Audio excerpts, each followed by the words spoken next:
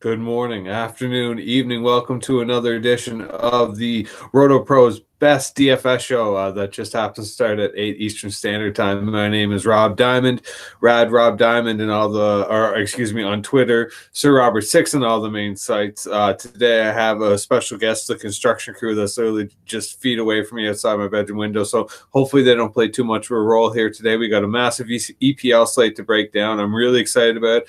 I think there's a lot of misplaced favorites across the board. Some really interesting takes we're going to be able to take. I got the bathrobe on. I'm all set. Let's do this right away. Let's jump to the screen share. As always, got the Calvin and Hobbes up for this week.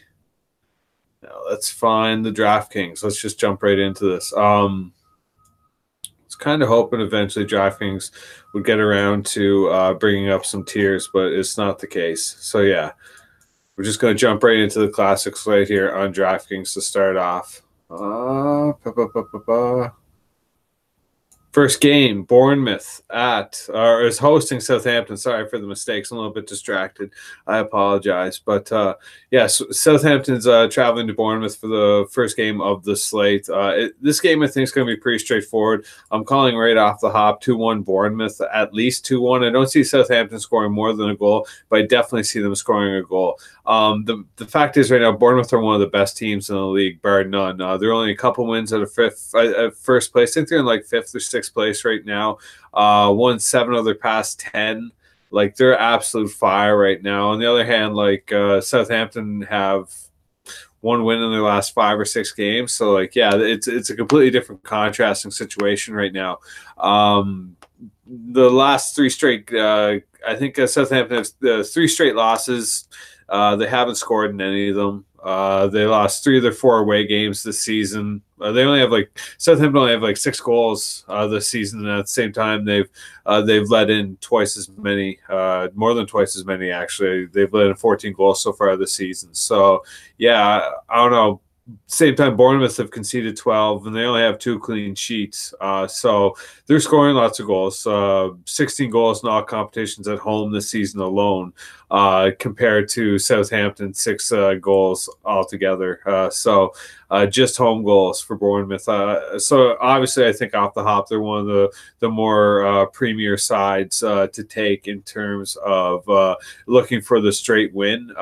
Like I said, though, they're not good enough defensively to really draw me towards a clean sheet chase in this game, because I think there are going to be lots of clean sheets to chase after the slate, and most of them are pretty viable. Bournemouth haven't lost at home this season, so that's a big part of this for me. And they've won all 4. It's not like they just tied or they straight out won their 4 home games, and I think they've only lost once in their past 8 or 9 home games too. So they're absolutely, again, one of the premier sides to take in this slate when we're looking for a team that we know is the surefire win, but at the same time isn't going to cost us an arm and a leg. Yeah, there are some concerns. Obviously, like I said, Bournemouth are one of the weirdest teams in the entire league. They're just as likely to go and beat a team 4-0 that they shouldn't win against, and go and lose 4-0 to a team they should be winning 4-0. So it's tough to really say that Bournemouth are just like a surefire, but at the same time, their salaries are really hard to deny across the board. Yeah, Southampton have only lost 1 of their past 6 games against Bournemouth, and Southampton take a ton of shots. So that's one of the big concerns here, is that Bournemouth allow a ton of crosses, and Southampton take a ton of crosses, and conversely get a ton of shots off those crosses. So if there's one situation here that we have to fear for Bournemouth every single game, it's going to be a team getting crosses and heading or getting shots, and that's exactly what Southampton does. So it is a real concern there for me.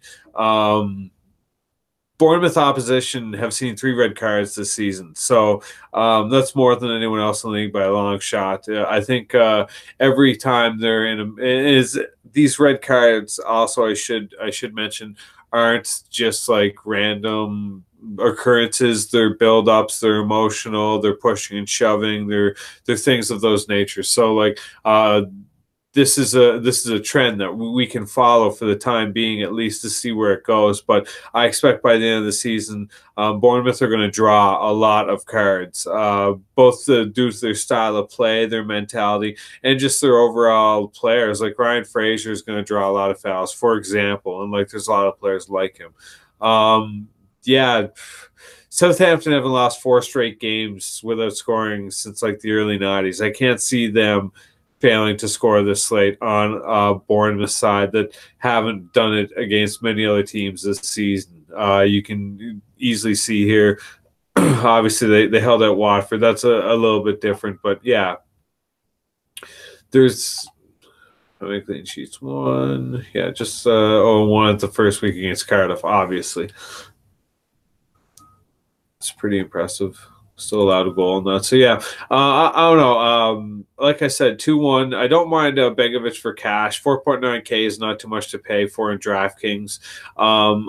In terms of GPP, I really like McCarthy at 4.5K. The reason I like him so much is because of his wingbacks, Bertrand and Suarez. Cedric Suarez in particular, 4.2K is far too cheap. And I think there's going to be a lot of situations this slate where we're going to be looking for salary relief. Maybe in cash, I'm not so bullish on the Southampton guys, but in GPP, don't be afraid to take a one-off here on a guy from Southampton, either Bertrand or Suarez, and hope to get 6 to 8, maybe even 10 fantasy points if they have a really, really, really good game.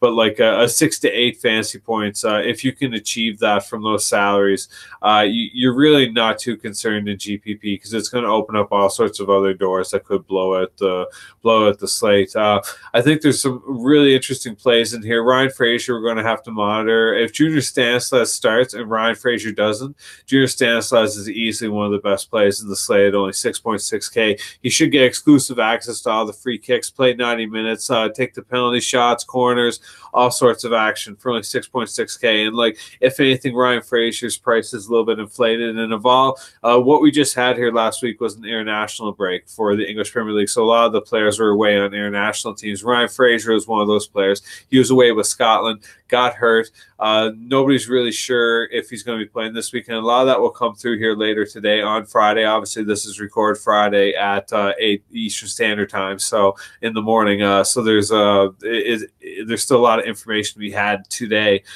throughout the next few hours. So I really like Stanislas, but a lot of my attention this slate's actually going to fall on El Onassi and GPP. Like I said, Bournemouth allow a ton of crosses and Southampton take a ton of crosses. El Onassi's known to take some corners.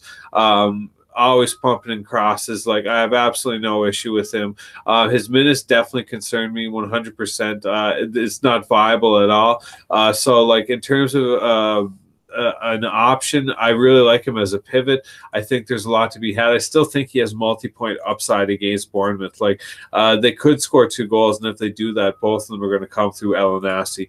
And finally, on Southampton, I do really like Danny Ings in GPP at 5.8K, just because he's the type of player that Bournemouth give up trouble to. But in terms of Bournemouth, Callum Wilson's easily. I know I've literally been burned in this exact situation a few slates ago with Callum Wilson at 6.9K, but he was away from home and at Burnley. Callum Wilson's second in the league in points, and he's much, much, much more efficient at home than he is away. And I think that's what I fell into the last time in terms of the trap. I can't see that happening again. Callum Wilson from 6.9K is just far too cheap in this slate. And he's a borderline lock in either format. I particularly like him in cash because he takes a ton of shots and still has a ton of crosses, a really decent floor. So even if he doesn't have the greatest game in terms of goals or assists, he's probably still going to finish around 7 fantasy points, which in cash is more than enough from 6.9K. So yeah, Callum Wilson, get him into your cards this slate. But like I said, 2-1 Bournemouth, maybe 3-2 even. It isn't really game stackable in my opinion. But if you want to take a risk on a cash goal, you go with Begovic. But yeah, 2-1, 3-1, 3-2. Bournemouth win. Bournemouth should win this game. We can actually know what I want to do now is quickly jump over on FanDuel and take a look over there.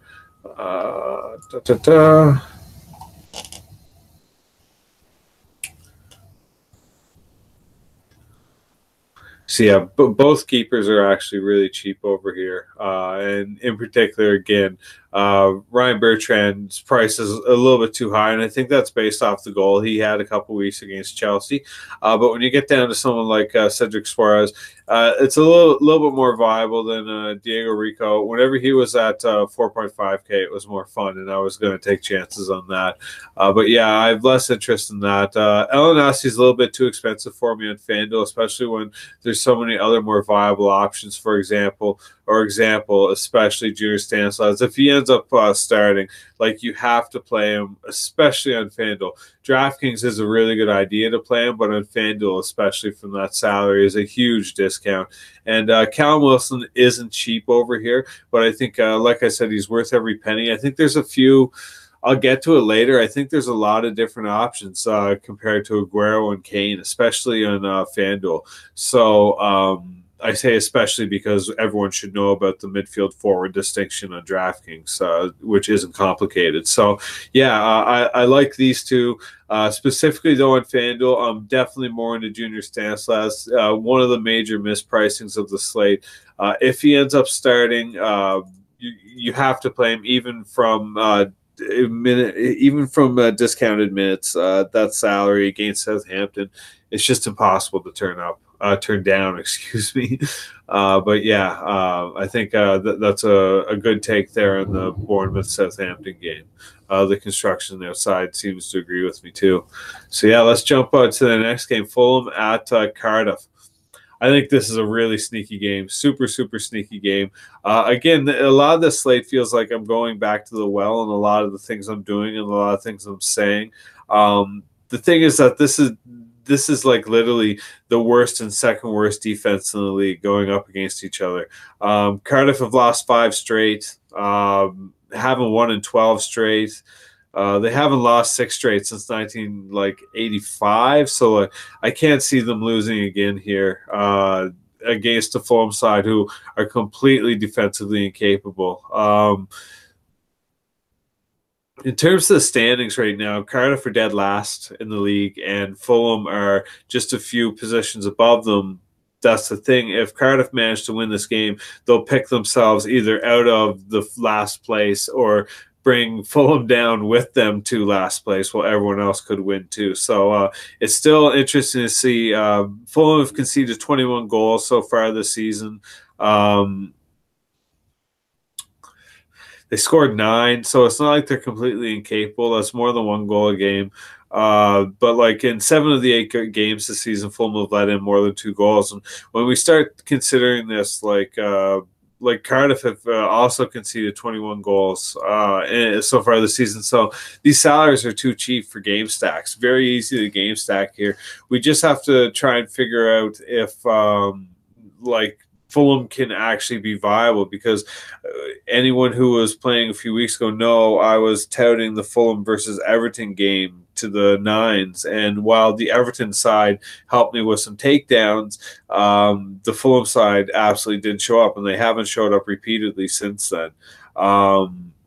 There are some interesting stats here to suggest that Cardiff should continue to find 2 goals this game, like every other team has in most of the season.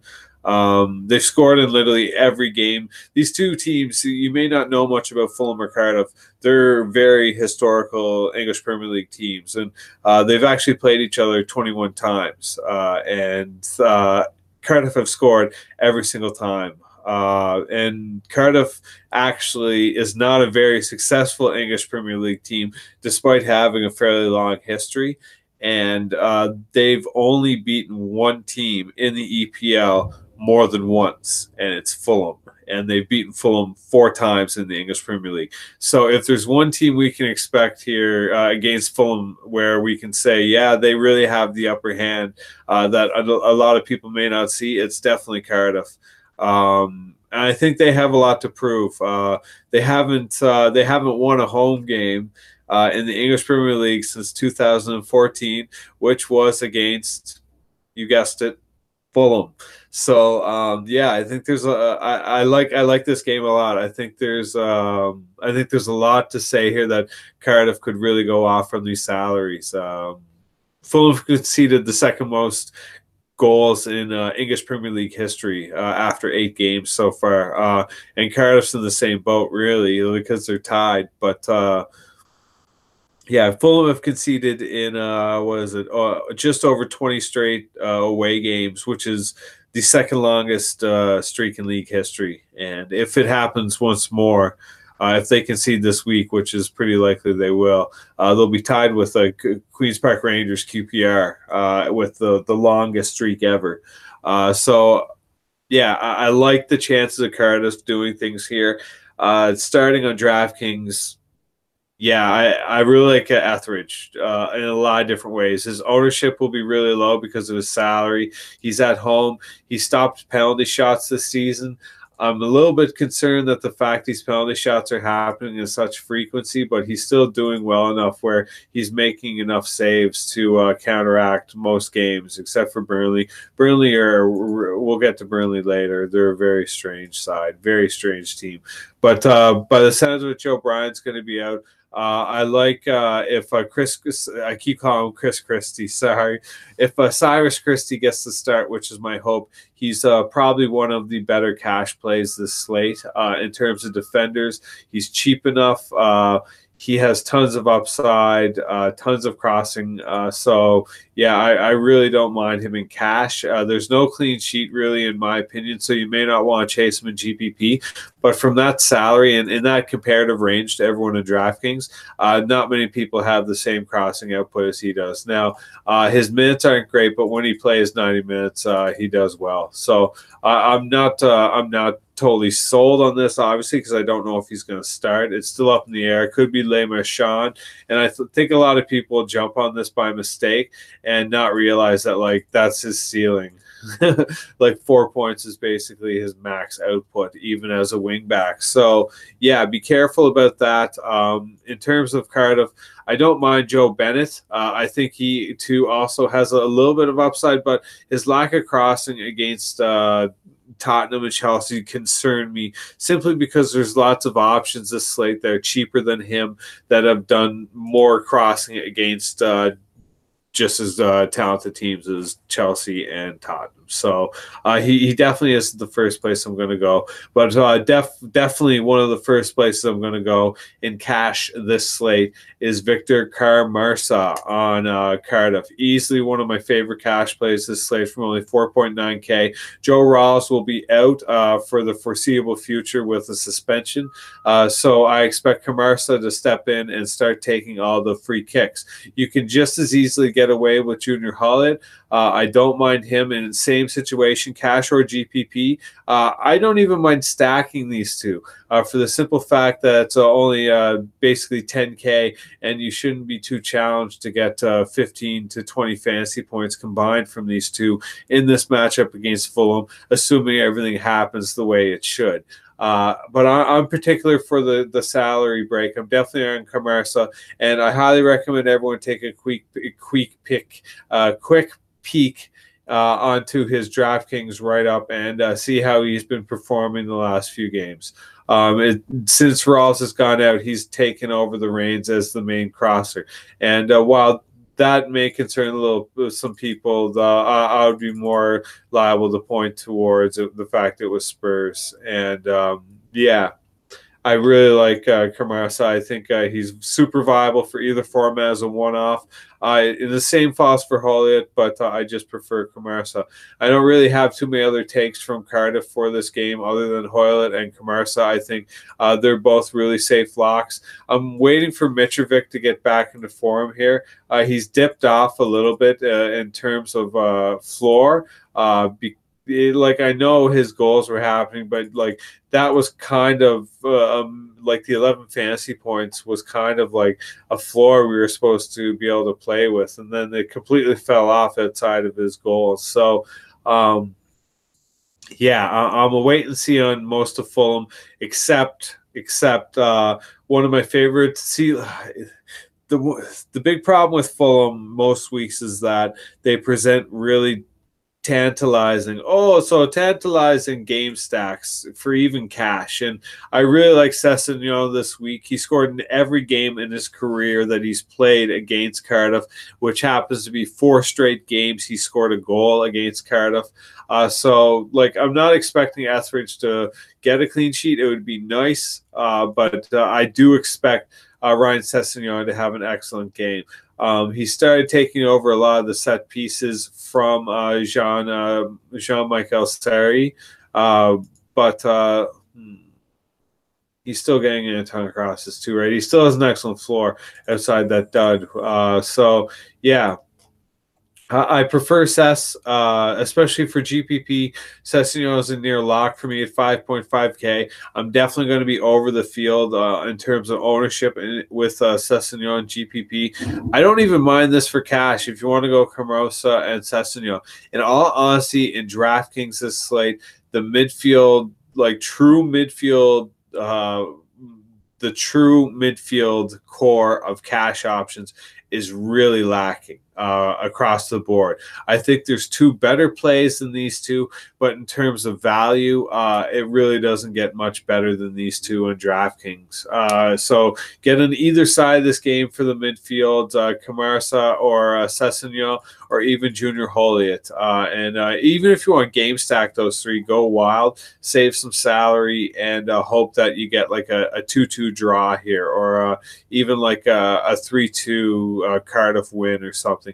If Cardiff score 3 goals, just like 3 goals, and they're all actual goals, not like a random center back goal or an own goal, if there's literally 3 goals to go around with assists, these salaries are going to smash the slate. And this is what will open up the Man City stacks, the Liverpool stacks, the Spurs stacks, those really high-end salaries that people are trying to get at. So look at Cardiff. Don't forget how bad Fulham are defensively. And then when you're looking at Cardiff, don't forget how bad Cardiff are defensively. And remember Fulham too. So yeah, Sessegnon, Holiot, and Camarasa. The 3 near borderline locks in either format for this slate. Let's check them out on FanDuel really quickly.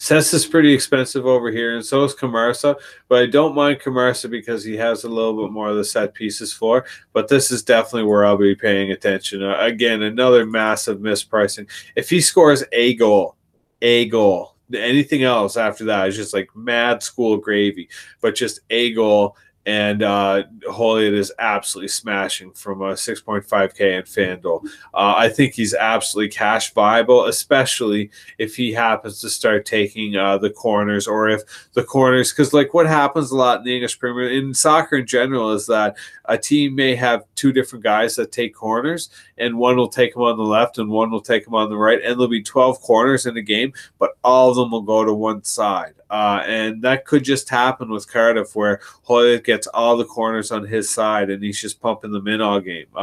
Because, again, Fulham aren't that good. So, yeah, Holiot on FanDuel, make sure to get that in. But, yeah, what's Christie at over here?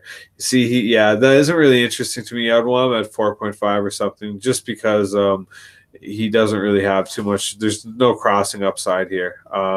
Like I'm looking for the assists and the set pieces, and I think both these guys are going to have tons of chance creations from their salary range. Obviously, like I said, the crossing doesn't get priced and scored the same, but the creation of chances here is just too much to give up. They're walking assists basically. But yeah.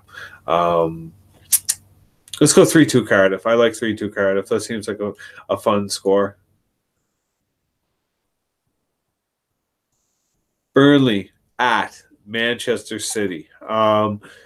This is, interestingly enough, the 100th time these 2 teams have met in the English Premier League.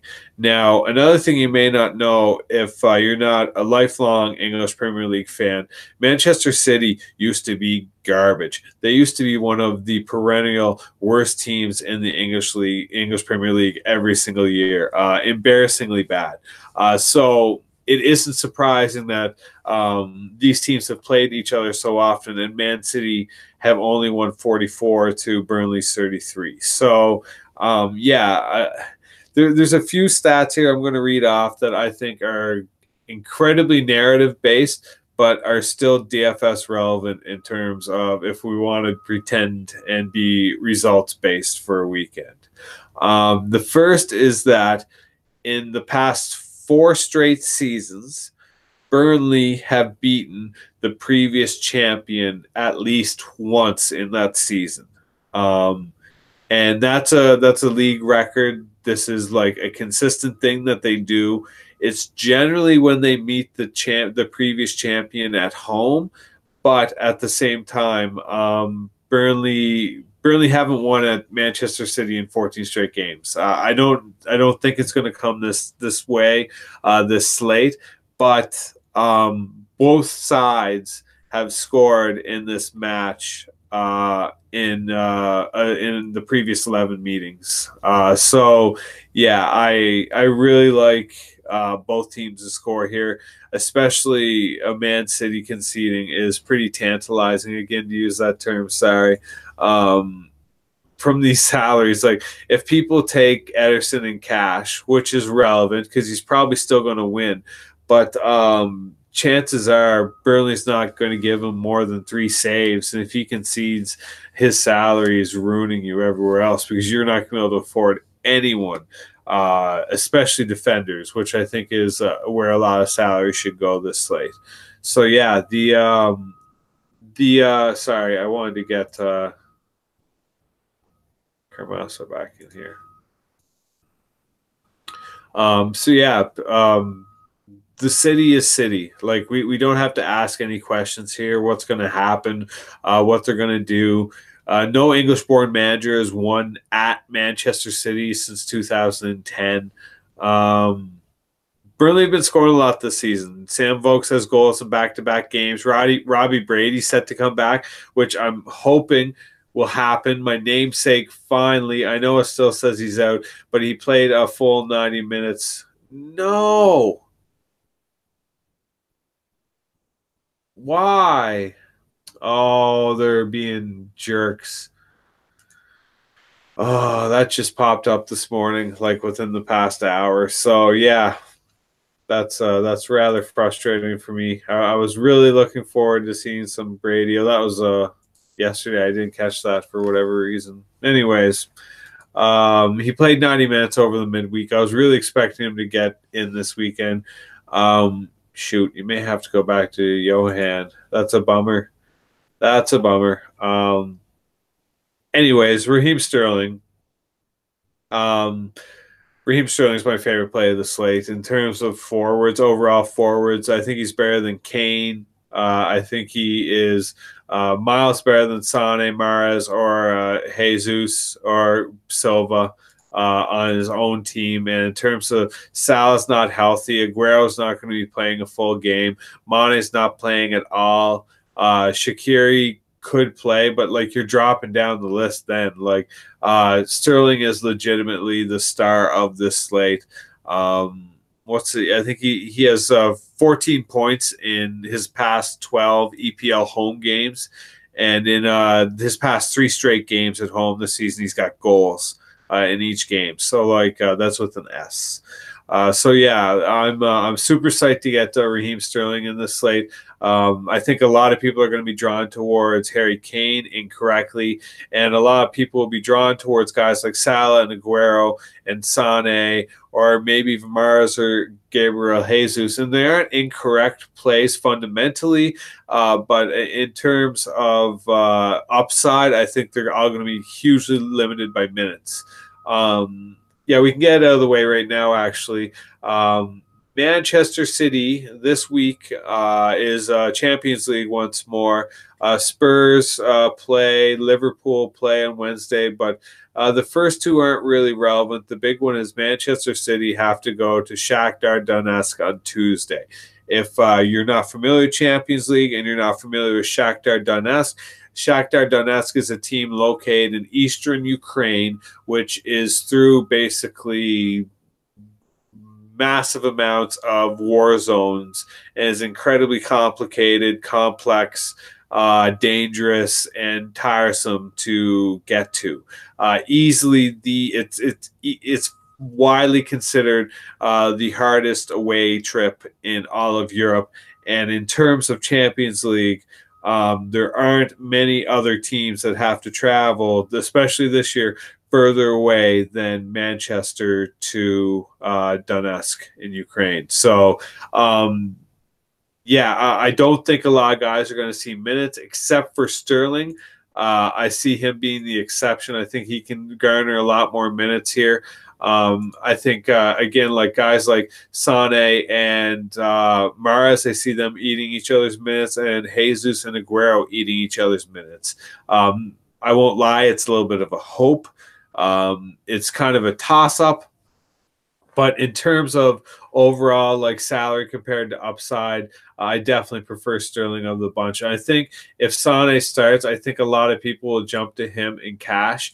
The fact is that he's just not playing very well at the moment.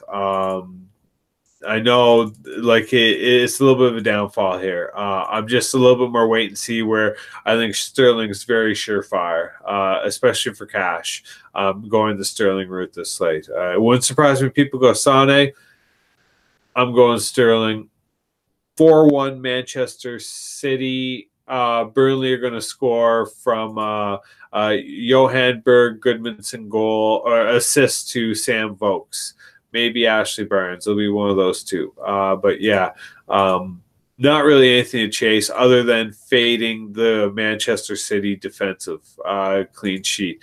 I think Mendy has some warrant in cash. It's tough. His salary is super expensive.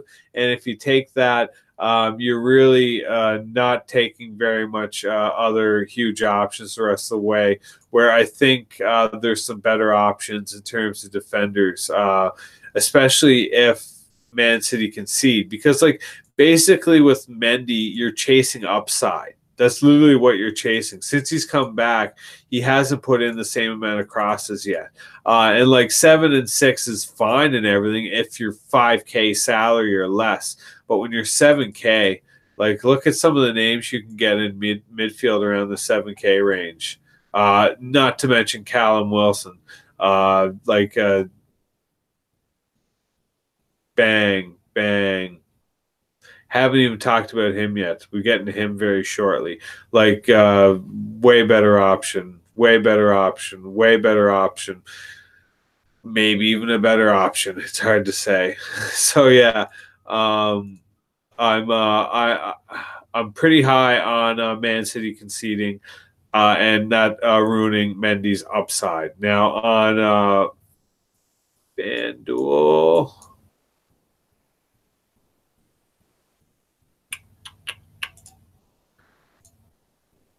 Again, way too expensive. Way too expensive.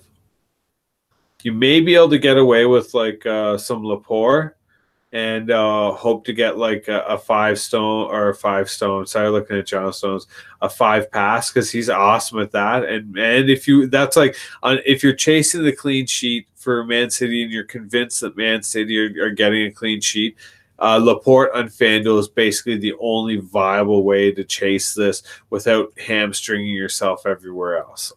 That's basically my take for the defense on Man City. And in terms of their midfield, like Sterling's the most expensive, probably deserves it. I'm just not interested in taking anyone else, like especially JBG from 7K on FanDuel. It's just a little bit too much for me on this site. I don't mind him when he's 4.9K, and especially 7K where they're not pricing crosses. Yeah, just not interested. I'll take the upside of Sterling all day over here. But yeah, in terms of I think that's just a safe fade. Again, those are two huge salaries that are probably going to eat each other's minutes, one for 70, the other for 20. So, yeah, Sterling, 4-1 Man City. Let's go with that.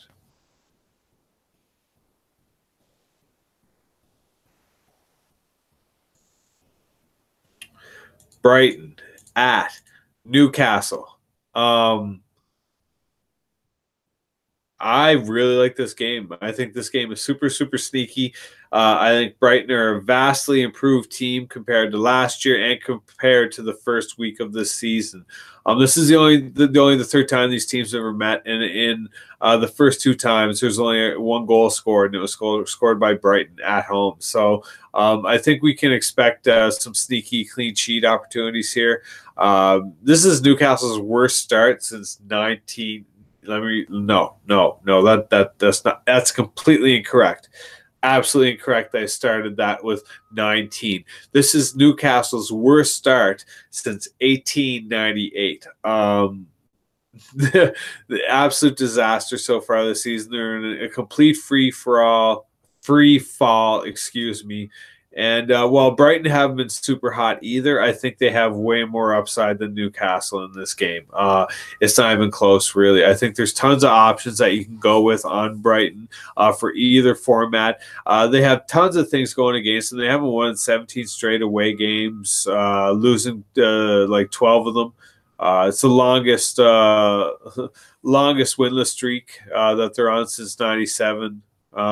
Their manager Chris Hughton used to play for Newcastle back in the day, and he's actually never won at Newcastle as a visiting manager. So I don't know if that's playing against him a little bit narrative, something stupid, but it's relevant because the results are there right now. It may not be sustainable, and I'm hoping this weekend, excuse me.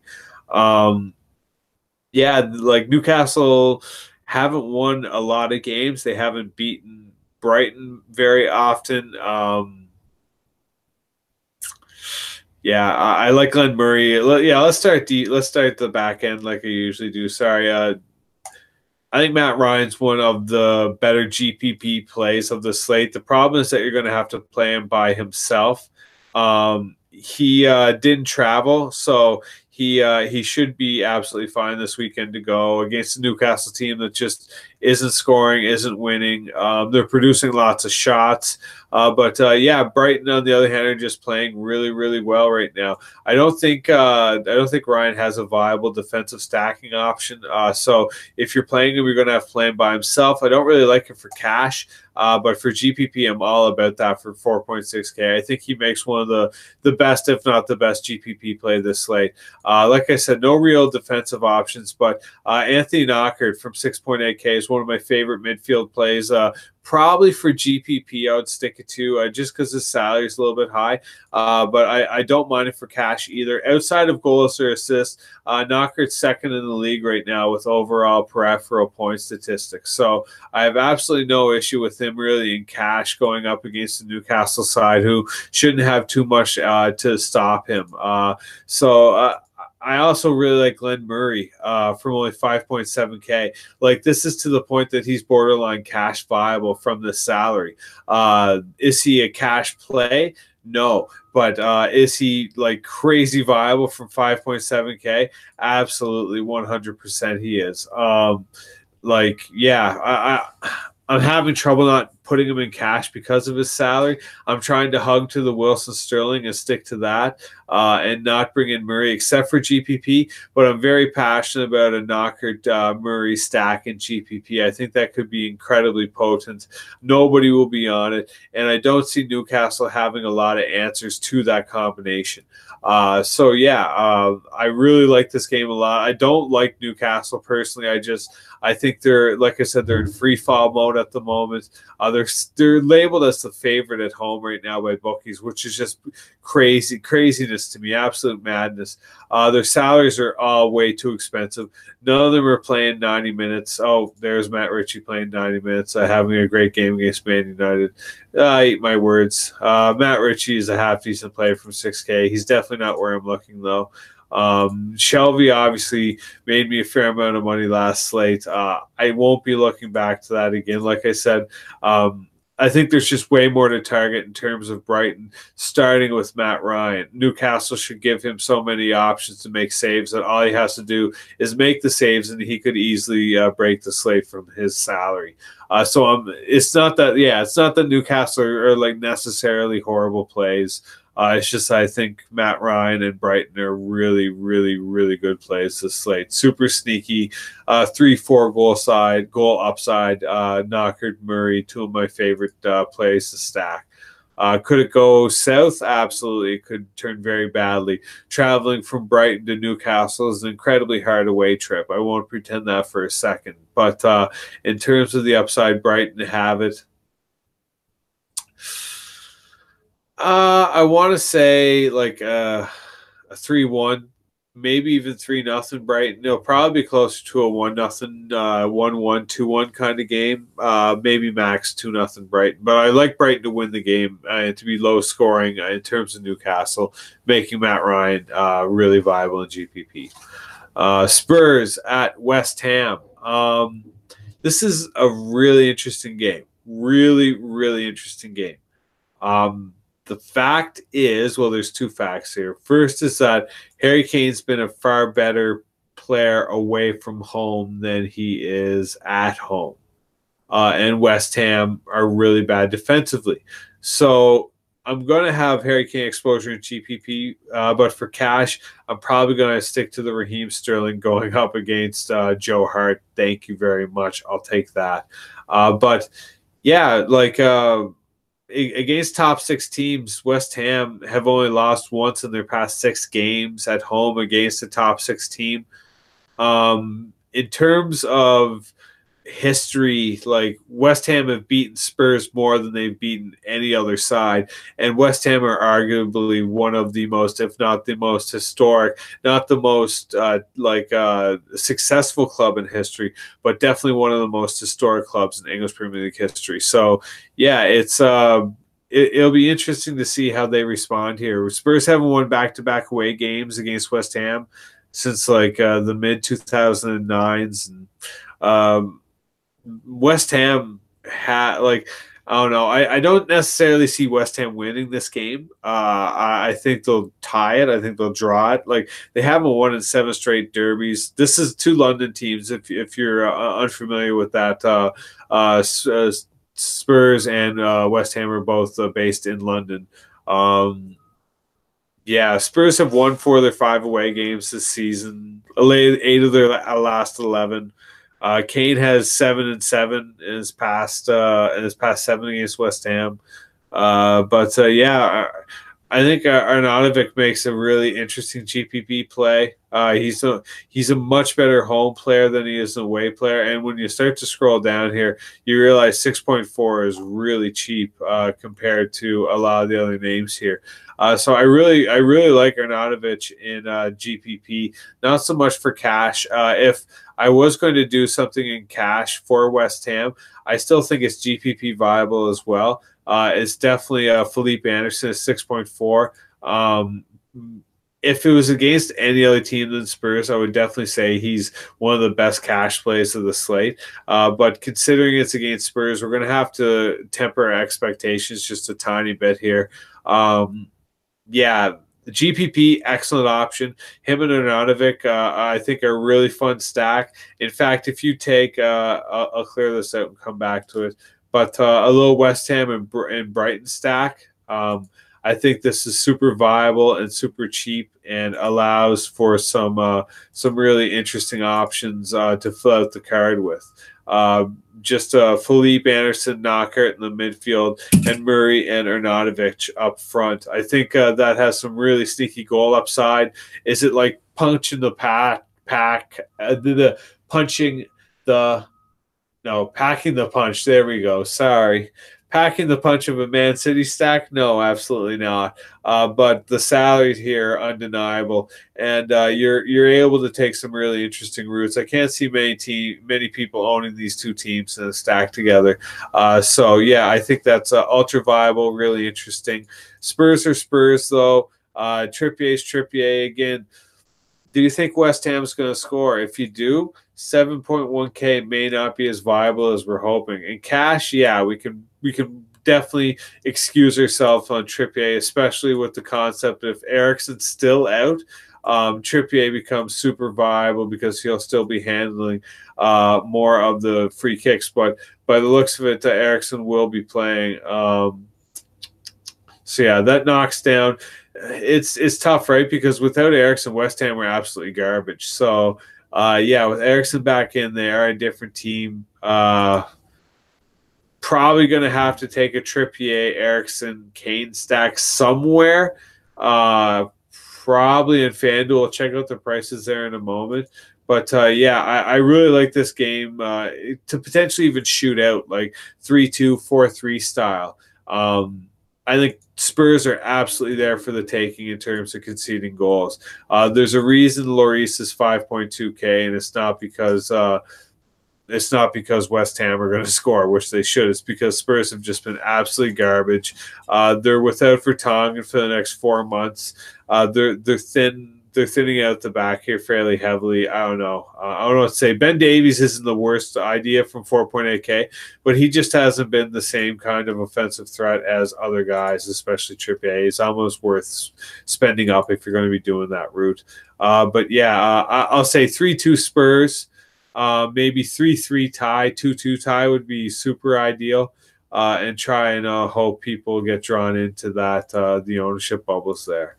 But yeah, let's fill this back out here. Give me some of that. Callum Wilson in my life. A little bit of Sterling all night long. Great song. I hope everyone actually remembers that song.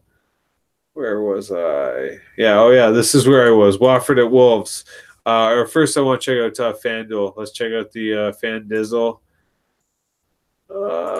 There we go. Nothing really to see there. That's pretty expensive, but he obviously has the chance creation. I honestly wouldn't mind dropping down. No, they're still too expensive. Ben Davies, cheap. No, never mind. Nothing to say there.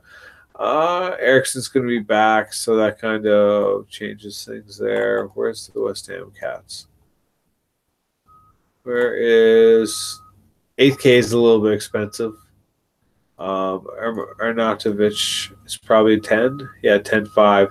Yeah, a lot of these 10-5 guys I really like. And honestly, I don't mind Kane from 12-5. That's accessible. Like Aguero isn't accessible in FanDuel. Harry Kane is accessible. I still don't mind Arnautovic, especially in GPP. But yeah, I think this could be a really interesting game stack, even if you take Harry Kane and Arnautovic in a GPP. Because, yeah, I don't see Spurs keeping the clean sheet, killing their ceilings.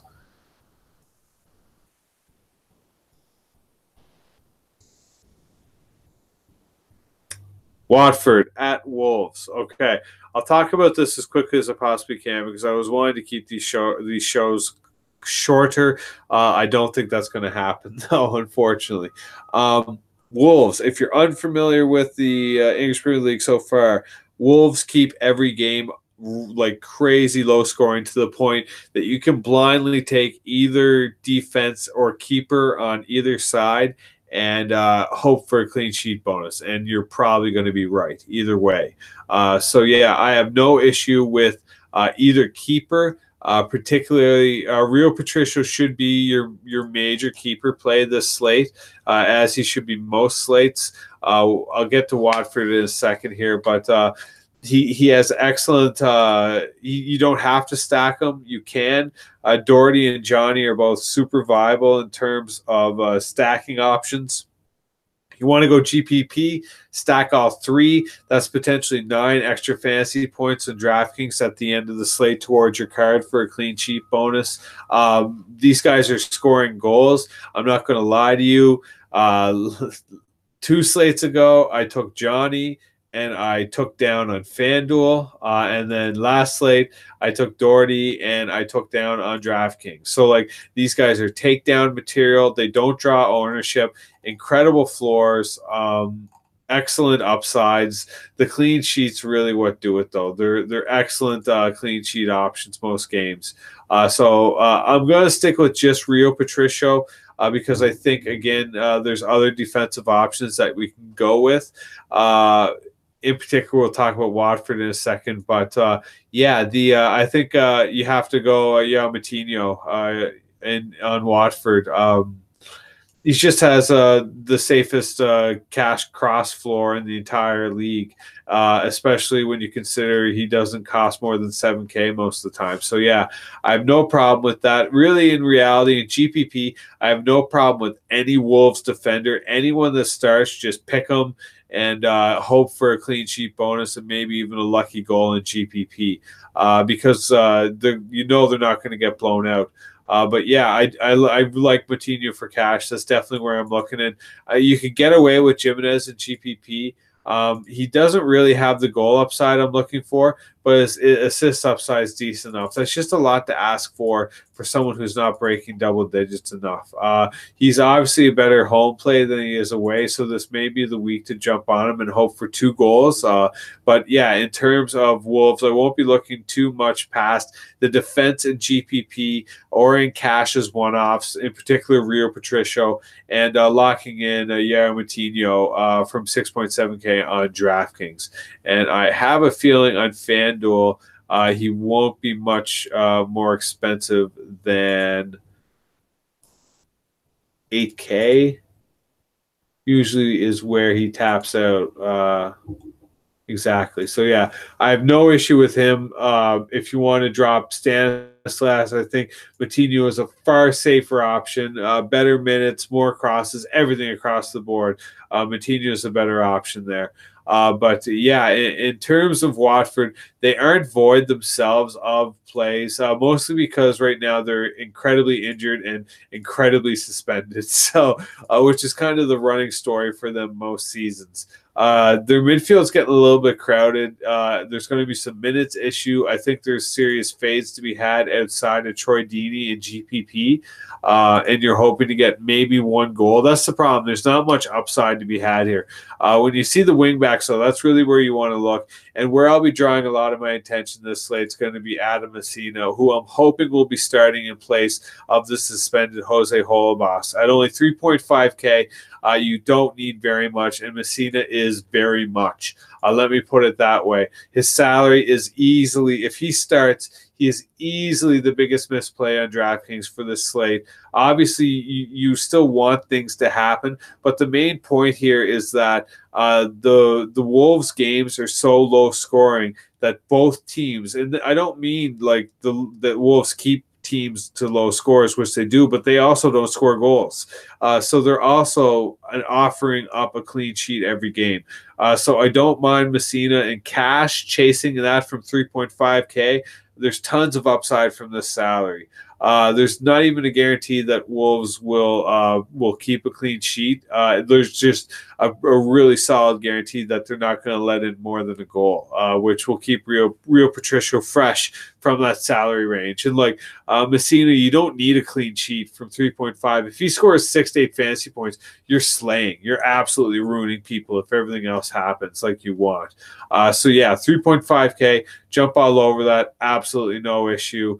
Probably one of my favorite defensive options if he starts. The main thing to avoid here is Navarro. If Navarro starts, do not play him. He's very defensive oriented. He doesn't get forward very often. Can he do something? Sure.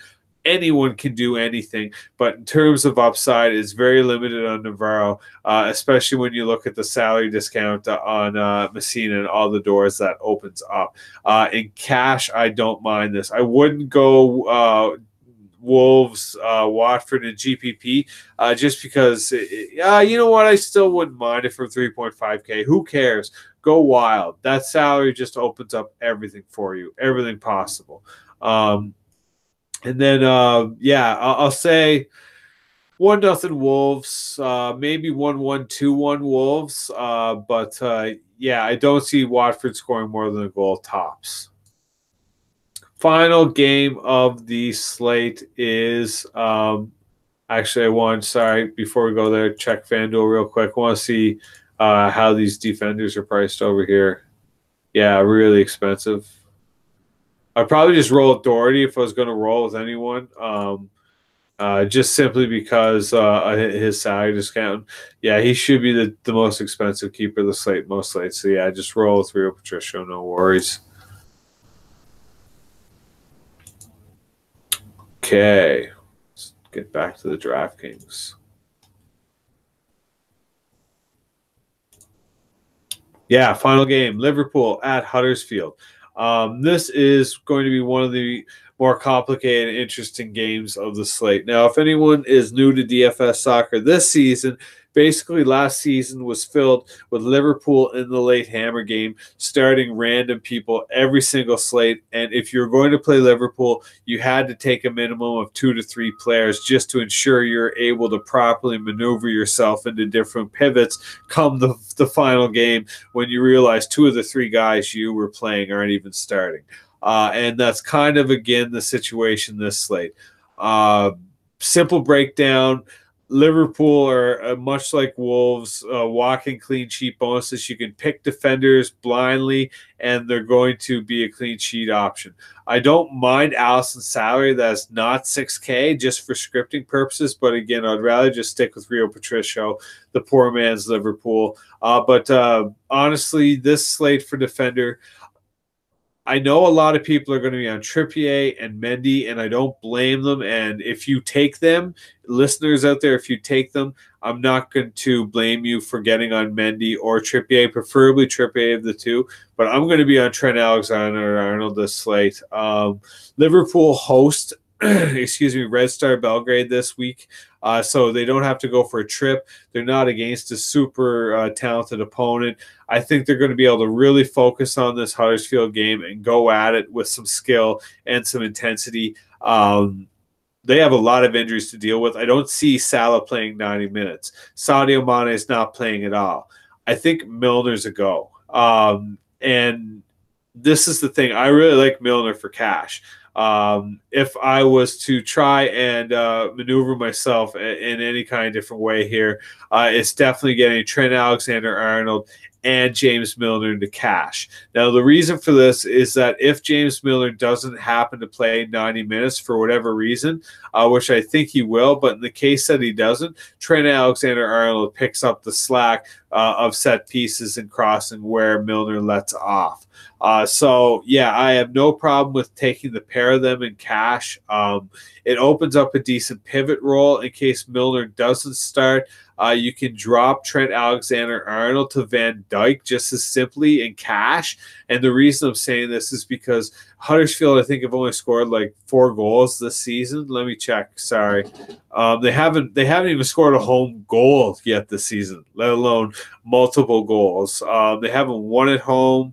4 goals all season for Huddersfield. So, yeah, just take a Liverpool defender. Joe Gomez was, if he wasn't nearly 5K as a center back who's not going to cross the ball, I would consider it. But, yeah, Van Dijk, all for it, 3.9K all day. I like it in cash, GPP, whatever, it doesn't matter. The questionable distinction does not matter because he played a full game for Holland after he was took on the distinction. And the same can be said for Milner. He practiced full on Thursday. He should be good to go. In the case that Milner doesn't, like I said, if you end up taking Trent Alexander-Arnold and Milner's out, you can just as easily pivot to, we'll talk about Huddersfield again, but drop down to Van Dijk and then jump up to Shaqiri, who I think will be playing, or even Sturridge, who I think will be playing. So, yeah, I think there's lots of options here. I like Milner for cash. If you can get it in, do it. If you can't, don't fret. I prefer Trent Alexander-Arnold for sure, absolutely. But, yeah, in terms of Huddersfield, there are still some options here, namely Philip Billing. I think he's very viable. Yeah, see what the news is on him today. He's up there with Knockert in terms of overall peripheral points outside of goals and assists. He may not be the best option going up against Liverpool, but in terms of salary relief, there isn't many other guys who you can find that cheap who will offer that much upside. But, yeah, other than that, there really isn't much to say about Huddersfield other than, they really shouldn't score a goal. If they haven't scored a home goal yet this season, the chances of it coming up against Liverpool are just really slim to none for me. So, yeah, 5.5 is too cheap for me over here for his chance creation upside. James Milner, that usual 8K. The 8Ks are generally the gold mine for cash plays on FanDuel. I'm not really digging Milner on FanDuel. I prefer him to be a little bit cheaper than that, just because I don't think his minutes are very set. And yeah, in terms of forwards, if Sturridge plays, you have to play him on FanDuel for only 8K. It's an absolute must play.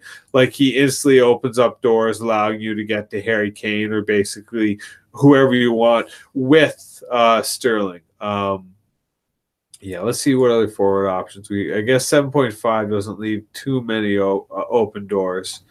Again, Glenn Murray's just too cheap, way too cheap. Yeah, I think that's probably a little bit too. Yeah, there's no way 2.5, unfortunately. Marco, yeah, we could find some at 4.5. So yeah, I do like those 10.5 ranges. So yeah, that's what I want. Cal Wilson. Yeah. So yeah, I really don't have any issue. I think this is a really excellent skeleton right here.